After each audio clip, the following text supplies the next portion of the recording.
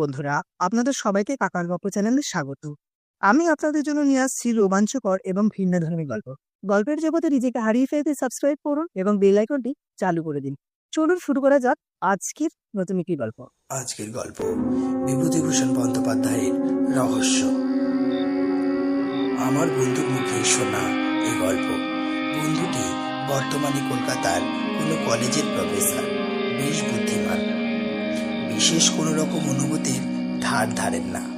উগ্র বৈষয়িকতা না থাকলেও জীবনকে উপভোগ করার আগ্রহ আছে, সে কৌশলও জানা আছে।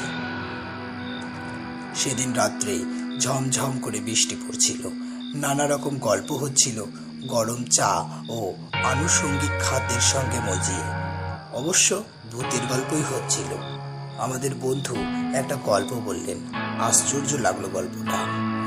একজন বিজ্ঞানের অধ্যাপক যখন এই গল্পটা করলেন তখন এর একটা মূল্য আছে, এই ভেবেই গল্পটা বলছি আর নিজের কথাতেই বলি। সেবার আমি বিএ পরীক্ষা দিচ্ছি। অনার্স পরীক্ষা হয়ে যাবার পরের দিন 4-5টা ছুটি পাওয়া গেল। কিসের ছুটি তা আমার এতকাল পরে মনে নেই। ভবতারণ ঘোষাল বলে আমার এক বন্ধু ছিল, ওর বাড়ি ছিল বেলগড়িয়াতে। ভবতারণ ক্লাসে খুব পান খেত, ক্লাসের বাইরে গান গাইত, লম্বা লম্বা কথা বলতো, চালবাজির অন্ত ছিল না, আর ঘন ঘন সিগারেট খেত, অশ্লীল কথাবার্তাও বলতো। আর তার আমার সঙ্গে খুব বনতো। এই জন্যই যে আমি নিজেও একজন দস্তার মতো চালবাজ ছেলে ছিলাম তখন। এখন সেসব কথা ভাবলে হাসি পায়। তারপর যা বলছিলাম, অনার্স পরীক্ষা শেষ হবার দিন ভবতারণ আমায় ট্রেনে নিয়ে গেল ওদের বাড়িতে। যাবার সময় ট্রেনে গেলুম, কিন্তু ট্রেন থেকে নেমে অনেকটা হাঁটতে হলো, কারণ ওদের বাড়িটা প্রায় গঙ্গার ধারের কাছে। কিছুক্ষণ ওর বাড়ি থেকে হঠাৎ কি একটা বিষয়ে ঘোর তর্কাতর্কি হলো ওর আর আমার মধ্যে। এমন চরমে উঠল সে তর্ক যে দুজনের মধ্যে হাতাহাতি হবার উপক্রম। হায় রে সেসব দিন, এই রোদ, এই মেঘ, তখনকার জীবনে তাই ছিল স্বাভাবিক। যাই হোক, আমি ভয়ানক রেগে ওদের বাড়ি থেকে সেই সন্ধেবেলায় বেরিয়ে পড়লাম। এমন জায়গায় ভদ্রলোকের থাকতে আছে? ব্যারাকপুর ট্রাঙ্ক রোড ধরে হন হন করে হাঁটছি কলকাতার মুখে।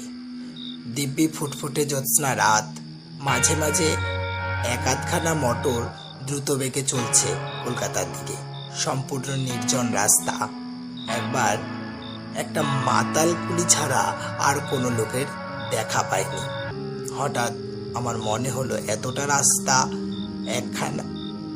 একটানা হাঁটতে পারবো না, একটু বিশ্রাম দরকার। ডাইনে বায়ে চাইতে চাইতে কিছু দূর গিয়ে একটা বাগান বাড়ি দেখে তার মধ্যে ঢুকে পড়লাম। বাইরে থেকেই আমার মনে হয়েছিল এই বাগান বাড়িতে লোকজন কেউ থাকে না, আছে হয়তো এক একটা উড়ে মালি। তাকে 2-4টি পয়সা দিলে বাগানের মধ্যে একটু বসে বিশ্রাম করতে দেবে। এখন নিশ্চয়ই একটা পুকুর আছে বাগানে, নিশ্চয়ই তার ঘাটটা বাঁধানোই হবে। এমন গ্রীষ্মের দিনে জ্যোৎস্না রাতে পুকুরের বাঁধা ঘাটে কিছুক্ষণ বিশ্রাম করবার আনন্দ অনেক দিন পরে হয়তো কপালে জুটে যাবে।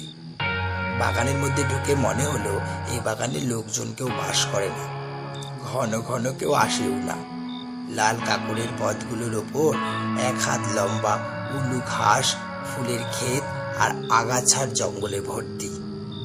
আরও একটু অগ্রসর হয়ে মনে হলো এ বাগান বাড়ি খুব বড় লোকের।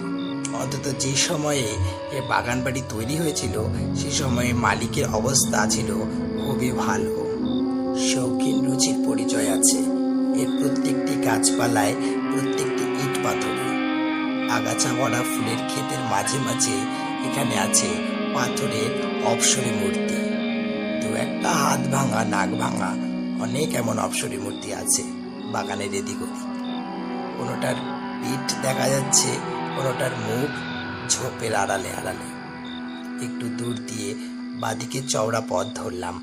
পুকুরের দিকে গিয়ে পথটা শেষ হয়েছে, তবে যে ধরনের পুকুর আশা করেছিলাম তা নয়।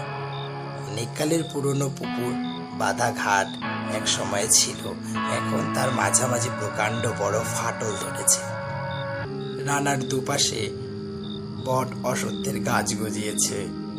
সে ঘাটে নামাও যায় না এর সাহায্যে। এই রাত্রে তো সাপের ভয়ে সেদিকে যেতেই আমার সাহস হলো না। ঘাটের থেকে কিছু দূরে একখানা বেঞ্চি পাতা। ক্লান্ত শরীরে বেঞ্চির উপরে শুতেই কখন যে ঘুমিয়ে পড়েছি নিজেই জানি না। আমার তন্দ্রা যখন ছুটে গেল তখন অনেক রাত। সামনের দিকে চাইতেই একটা অদ্ভুত সন্দেহ হলো আমার মনে। আমার বেঞ্চিখানা থেকে কিছু দূরে যে অপ্সরী মূর্তি আমার দিকে পাশ ফিরিয়ে দাঁড়িয়ে আছে সেটার দিকে ঘুম ভেঙে আমার চোখ পড়ল। সঙ্গে সঙ্গে মনে হলো এতক্ষণ যে মূর্তিটা অন্য কি কাজ করছিল বা অন্য দিকে অন্যভাবে দাঁড়িয়েছিল, আমাকে জাগতে দেখে সে চট করে যেন নিজেকে সামলে নিয়ে আবার আগের ভঙ্গিতেই আড়ষ্ট হয়ে দাঁড়িয়ে রইল। আমি অবাক হয়ে সোজা হয়ে বসলাম, চোখ মুছলাম ভালো করে। ঘুমের ঘোরে? কিন্তু তা বলে তো মনে হলো না। আমি ঘুম ভেঙে স্পষ্টই দেখেছি ও পুতুলটা কি একটা করতে যাচ্ছিল। আমার সাড়া পেয়েই নিজেকে সামলে নিয়েছে। সমস্ত শরীর যেন অবশ ভারী হয়ে গেল। ঘুমের ঘোর ভালো কাটেনি। রাস্তা হাঁটবার ইচ্ছে নেই মোটে। আবার সেই বেঞ্চিখানাতেই শুয়ে পড়লাম। শোয়া মাত্র আবার কখন ঘুমিয়ে পড়েছি। ঘুম আসবার পূর্ব পর্যন্ত কিন্তু একটা কৌতূহল আমার মনে বারবার উকি দিয়েছে। পুতুলটা কি করতে যাচ্ছিল? আমায় ঘুম ভেঙে উঠতে দেখে কি করতে করতে ও নিজেকে সামলে নিল। অনেক রাতের ঠান্ডা ফিরফিরে হাওয়ায় আমি গাঢ় ঘুমে অচেতন হয়ে পড়েছিলাম। আবার যখন ঘুম ভাঙল তখন চাঁদ ঢলে পড়েছে পশ্চিম আকাশের গাছপালার পেছনে। ফুটফুট করছে জ্যোৎস্না। তবে পশ্চিম দিক থেকে লম্বা লম্বা গাছের ছায়া পড়েছে ফুলের ক্ষেতের আগাছার জঙ্গলে। ঘুম ভেঙেই আমার মনে হলো আমি প্রথম যখন এই বাগানে ঢুকি তখন বাগানে যা ছিল এখন তা নেই। কোথায় কি একটা পরিবর্তন হয়ে গিয়েছে বাগানের। ঘুমের ঘোর যতই ভাঙতে লাগলো আমার মনে এই ধারণা ততই বদ্ধমূল হতে লাগলো। আগে যা ছিল তা এখন যেন নেই। কি একটা বদলে গেছে, অথচ কি বদলে গেছে সেটা বুঝতে পারছি না। কি বদলে গেল, কোথায় গেল? হঠাৎ আমার চোখ পড়ল সামনে। চোখ ভালো করে মুছলাম। পরিবর্তনটা ওখানেই হয়েছে যেন। আগে যা ছিল এখন তা নেই। কিন্তু কি পরিবর্তন, কি বদলে গেল? 1 মিনিট কি 1.5 মিনিট কেটে গেল। সঙ্গে সঙ্গে সারা দেহে বিদ্যুতের স্রোতের মতো বয়ে গিয়েছে। আমাকে সম্পূর্ণ আড়ষ্ট ও অবশ করে দিয়ে আসল সত্যটি আমার চোখের সামনে ফুটে উঠল। ওই উচ্চ বেদিটার ওপর বসানো যে অপ্সরী পুতুলটা, সেটা কোথায় গেল? বেদিটা খালি পড়ে আছে, পুতুলটা নেই। প্রথমটা যেন বিশ্বাস হলো না। সত্যি কি ওখানে অপ্সরী মূর্তিটা ছিল, নাকি অন্য জায়গায় ছিল? হয়তো আমি ভুল দেখছিলাম। তা কি কখনো হয়? পাথরের অত বড় পুতুলটা গভীর রাতে কে নিয়ে যাবে? আমারই ভুল। কিন্তু এই অপ্সরী মূর্তি তো অন্যদিকে চেয়ে কি একটা করতে যাচ্ছিল। আমি ঘুম ভেঙে দেখেছিলাম এই বেদিটার উপরেই সেই পুতুলটা ছিল। না থাকলে আমি এই বেঞ্চিতে শুয়ে দেখলাম কি করে? বেশ মনে আছে, প্রথম এই বেঞ্চিতে শুয়ে পুতুলটা প্রথম আমার চোখে পড়েছিল। আমার দিকে ওর পাশ ফেরানো ছিল। এও ভাবলাম আমার মনে আছে। এ ধরনের পুতুল কি ইটালি থেকে আসে? না, এদেশে তৈরি হয়। এত সব একেবারে ভুল হয়ে যাবে। কিন্তু তা যদি না হয় তবে সে অপ্সরী মূর্তি বা কোথায় যাবে? না, তা সম্ভব বলে মনে হয় না। কেন জানি না আমার কেমন ভয় হলো। গা ছমছম করতে লাগলো। রাত আর বেশি নেই। এ বাগানে আর শুয়ে থাকার দরকার নেই। আস্তে আস্তেই কলকাতা মুখে হাঁটা দিই। যেমন এ কথা মনে আসা অমনি আমি বেঞ্চ থেকে উঠে পড়লাম। পুকুরের ঘাটে নেমে চোখে মুখে জল দিয়ে নেব বলে ঘাটের দিকে যাচ্ছি, এমন সময় আবার অবাক হয়ে দাঁড়িয়ে রইলাম। বাঁধা ঘাটের নিচে ওই আমলকি তলায় যে স্ট্যাচুটা ছিল সেটাই বা কোথায়? সেটার হাত ভাঙা ছিল বলে আরো বেশি করে আমার দৃষ্টি আকর্ষণ করেছিল। ওই তো তার শূন্য বেদিটা পড়ে আছে। মনে কেমন সন্দেহ হলো। বাগানের চারিদিকে চেয়ে দেখলাম কত পুতুল ছিল এখানে ওখানে। বনের ঝোপের মধ্যে আড়ালে সাদা পাথরের পুতুলগুলো ফুটফুটে জ্যোৎস্নায় ঝকঝক করছিল। এখানে তেমনি সাদা জ্যোৎস্না বাগানের সর্বত্র, কিন্তু কই সেই অপ্সরী পুতুলগুলো? একটাও তো নেই। এক রাত্রে কি বাগানের সব পুতুল চুরি হয়ে গেল? এই রাত্রিটার জন্যই কি চোরেরা ওত পেতে বসেছিল? আশ্চর্য! বোকার মতো চারিদিকে চেয়ে চেয়ে দেখতে লাগলাম। এতক্ষণে বুঝলাম, ঘুম ভেঙে উঠে যে ভাবছিলাম বাগানের কোথায় কি পরিবর্তন হয়েছে, এই হলো সেই পরিবর্তন। বাগানময় এই সমস্ত পরিবর্তনটা সাধিত হয়েছে আমার ঘুমের মধ্যে। ততক্ষণে পায়ে পায়ে আমি গিয়ে পুকুরের বাঁধা ঘাটের উপরটাতে দাঁড়িয়েছি। হঠাৎ পুকুরের জলের দিকে চাইতে আমার কেমন যেন হয়ে গেল।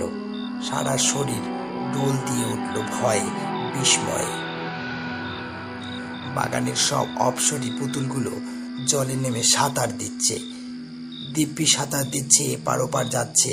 কিন্তু একটা জিনিস আমি স্পষ্ট দেখতে পেলাম, সেগুলো জীবন্ত হয়ে ওঠেনি, আড়ষ্টভাবেই পুতুল রূপেই সাঁতার দিচ্ছে। এইখানে আমার মধ্যে বন্ধুকে প্রশ্ন করলে, আপনি স্পষ্ট দেখতে পেলেন? অধ্যাপক বন্ধুটি আমাদের মুখের দিকে চেয়ে বললেন, অনেক দিনের কথা, কিন্তু আমি আজও ভুলিনি সে রাত্রের কথা। সেই দৃশ্য আজও দেখছি চোখের সামনে। মাঝে মাঝে মনে হয় যে দেখছি। বিশ্বাস করা না করা অবশ্য আপনাদের ইচ্ছে। আমি কাউকে বলিও না বিশ্বাস করতে। আমি বললুম, সিদ্ধি খেয়েছিলেন বন্ধুর বাড়িতে? বা, আমিও সব ছুতাম না তখন, এখনো তাই। বিশ্বাস করুন, এ কথাটা সকলের রুদ্ধ নিঃশ্বাসে শুনছিলাম। আমরা আবার বললাম, তারপর? বন্ধু বলতে আরম্ভ করলেন আবার। তারপর চুপ করে দাঁড়িয়ে রইলাম, এক দৃষ্টে সেদিকে চেয়ে। আমাদের মনে হলো আমি পাগল হয়ে গিয়েছি, কিংবা আমার কোনো শক্ত রোগ হয়েছে। যা দেখছি এসব কি? বেশ মনে আছে, পশ্চিম দিকের পাঁচিলের গায়ে একটা তাল কি নারকেল গাছ ছিল, যার তখন গাছটার ঝাঁকড়া মাথার ঠিক আড়ালে। সে ছবিটা বেশ মনে আছে আমার। আবার তখনই চোখ নামিয়ে পুকুরের দিকে চাইলাম, সেখানে সেই অদ্ভুত, অবিশ্বাস্য, অস্বাভাবিক দৃশ্য। সব সাদা সাদা বড় মর্মর মূর্তিগুলো জীবন্তের মতো জলকেলি করছে পুকুরের জলে। আমার মাথা ঘুরে গেল যেন। নিজের উপর কেমন একটা অবিশ্বাস হচ্ছে।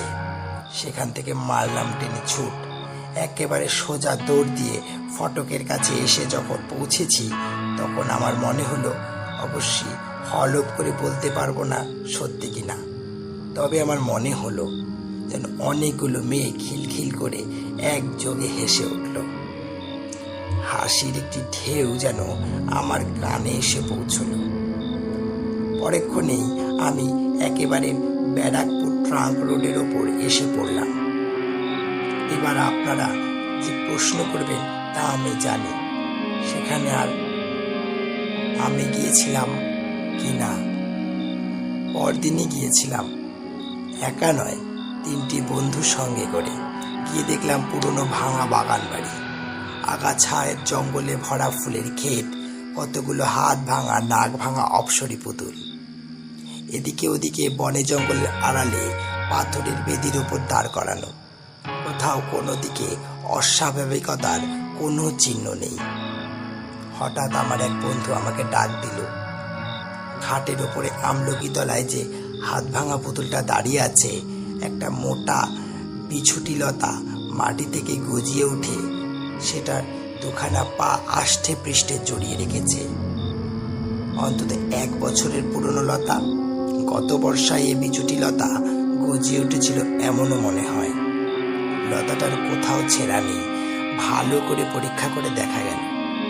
অথচ আমি হলপ করে বলতে পারি এই পুতুলটা কাল জলে নেমেছিল। অন্তত এই বেদিকে আমি কাল খালি দেখেছি। এই ঘাটের ধারেই তো কতক্ষণ দাঁড়িয়েছিলাম। বন্ধুরা বললেন, তাহলে বিছুটি লতা এমন করে থাকবে কি করে? এই জড়ানো তো 1 বছরের জড়ানো, রাতারাতি গাছটা গজায়নি। ওদের যুক্তি অকাট্য। কি উত্তর দেব ওদের? আমার নিজের কি যখন ক্রমশ অবিশ্বাস হচ্ছে আমার নিজের উপর। তো বন্ধুরা, গল্পটি শোনার জন্য আপনাকে অনেক ধন্যবাদ। যদি গল্পটি আপনার ভালো লেগে থাকে তাহলে লাইক বাটনে ক্লিক করে আপনার ভালো লাগার ছাপ রাখুন, আর কমেন্টে জানান আপনার গল্পটি কেমন লাগলো। আর এখনো যদি সাবস্ক্রাইব না করে থাকেন তাহলে সাবস্ক্রাইব বাটনে ক্লিক করুন, আর গল্পটি বন্ধুদের কাছে শেয়ার করতে ভুলবেন না। ধন্যবাদ।